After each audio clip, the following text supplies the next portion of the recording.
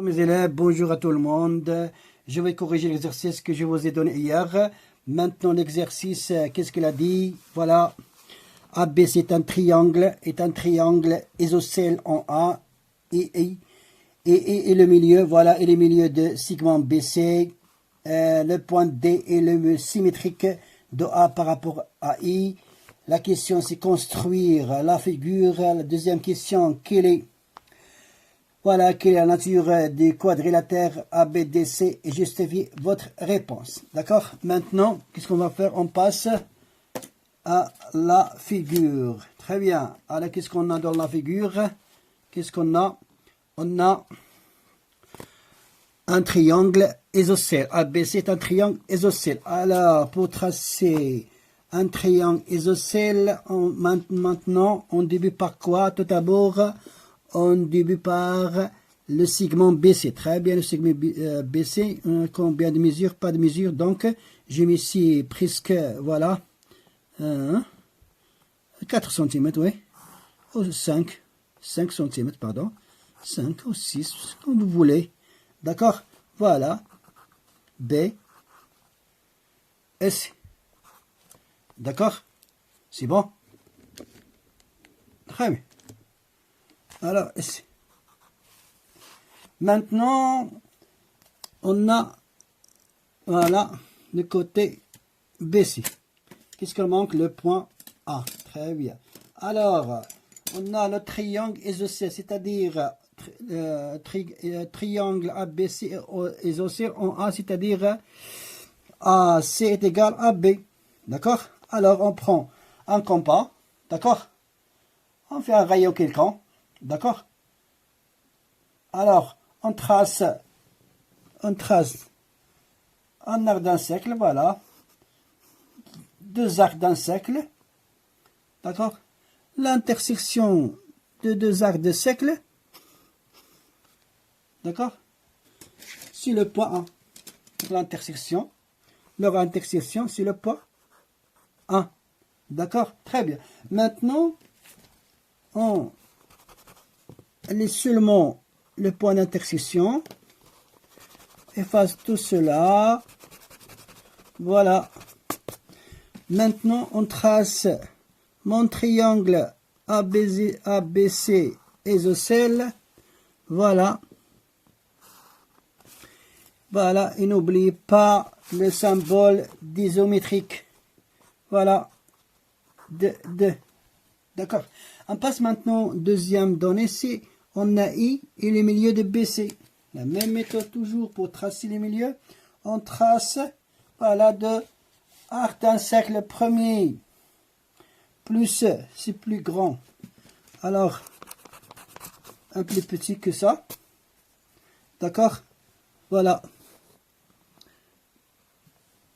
Plus de moitié et inférieur de la segment BC.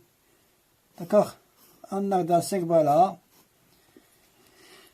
De même rayon. Le premier de centre C et le deuxième de centre B. Alors maintenant, on a 2 points de l'intersection, le premier et le deuxième. Alors, par 2 points, combien par 2 points de le plan, combien de droite passe et seule droite qui passe par 2 points, d'accord? Alors maintenant, voilà le milieu. Il s'appelle I. Très bien. Maintenant, on fasse effacer de cela et laisse seulement le point I. D'accord, la moitié au milieu de BC. D'accord? Maintenant, D est le symétrique du point A par rapport à I. Très bien, on a toujours pour tracer symétrique. Premièrement, la règle. Deuxièmement, le compas, toujours. Alors, puisque D est le milieu, pardon, D est le symétrique du point A par rapport à I, c'est-à-dire I est le milieu de segment. Pardon? Segment de quoi? Segment AD. Voilà. Voilà, on prend le compas, voilà. On tourne le compas, voilà. Ici. Très bien. Alors maintenant, c'est point D. D est le symétrique du point A par rapport à I. Voilà. Non, non, non. C'est bon maintenant. Pour D, on relie toujours. Voilà, on a 4 sommets. Donc, on a les quadrilatères AB, ABDCO, ACDA, ACDB, pardon. Alors, la question, voilà, maintenant, on trace la figure. Maintenant, on passe à la question. Quelle est la nature des quadrilatères ABDC? Justifie votre réponse. D'accord? Alors, maintenant, qu'est-ce qu'on a dans les données? Premièrement, pour démontrer que le quadrilatère soit un parallélogramme, soit un rectangle, soit un losange, soit un carré, toujours il faut utiliser les données de l'exercice. D'accord? Et bien sûr les propriétés que vous avez vues dans le cours. D'accord? Très bien. Maintenant, qu'est-ce qu'on a exactement? On a quoi? On a I. Voilà, I est le milieu de BC. Deuxièmement, on a D et le symétrique de. N'oubliez pas, on a le symbole isométrique, très bien. On a aussi D et le symétrique de point A par rapport à I, c'est-à-dire I est le milieu de, très bien, de segment AD. Voilà. Ici, je mets croix, ici aussi croix. D'accord? On a maintenant un quadrilatère ABDC, qui est Mada? Hein? Qui a quoi? Hein? I est le milieu de BC et I est le milieu de AD. D'accord? Très bien. On a dans le cours C un quadrilatère assez diagonal, les deux diagonales, assez diagonales. D'accord? Le même milieu. Alors, comment s'appelle un quadrilatère? Il s'appelle bien sûr le parallélogramme. Très bien. Maintenant, nous avons montré que un quadrilatère est un parallélogramme. Ensuite, on va faire qu'est-ce que je peux faire aussi. D'accord? Alors, puisque le quadrilatère ABCD est un parallélogramme, on a aussi quoi dans les données? Un triangle isocèle, c'est-à-dire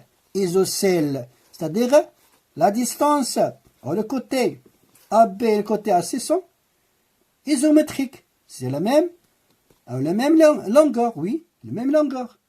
D'accord? Lorsqu'on a, regardez aussi, on a le premier, c'est un parallélogramme.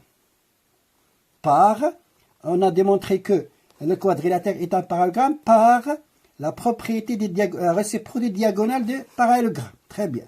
Maintenant, on a deux côtés consécutifs de même longueur, AB et AC. D'accord? Si on a un parallélogramme, d'accord, à deux côtés consécutifs de même longueur, alors c'est un losange. Très bien. Maintenant, voilà la nature du quadrilatère ABDC. La première fois, elle est parallélogramme. Deuxième fois, elle est losange. D'accord? Très bien. Alors, on a une autre méthode de démonstration que le quadrilatère ABDC est aussi un losange. Qu'est-ce qu'on va utiliser en autre? Alors, on revenait à la leçon de la symétrie centrale. Oui, puisque on a éliminé des BC, c'est-à-dire B et C sont symétriques. Et aussi D, la symétrie de A par rapport à I. Qu'est-ce qu'on a? A et D sont symétriques aussi. Donc, on sait que la propriété de la symétrie centrale conserve la distance entre deux points. C'est-à-dire, la symétrie de A, c'est D, la symétrie de B, c'est C. Et donc, la distance AB est égale à la distance CD. C'est la même chose pour, on a A et C, c'est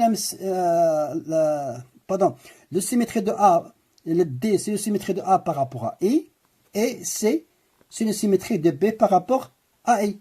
Donc, la distance AC est égale à la distance BD. D'accord? On a maintenant un quadrilatère. Il a quoi? Il a quatre côtés de même longueur. Très bien. Lorsqu'on a un quadrilatère qui a quatre côtés de même longueur, alors c'est un, très bien, c'est un losange. Donc on a démontré que le quadrilatère ABCD de deux façons différentes de démonstration pour trouver que le quadrilatère ABCD est un losange. Très bien. Et merci.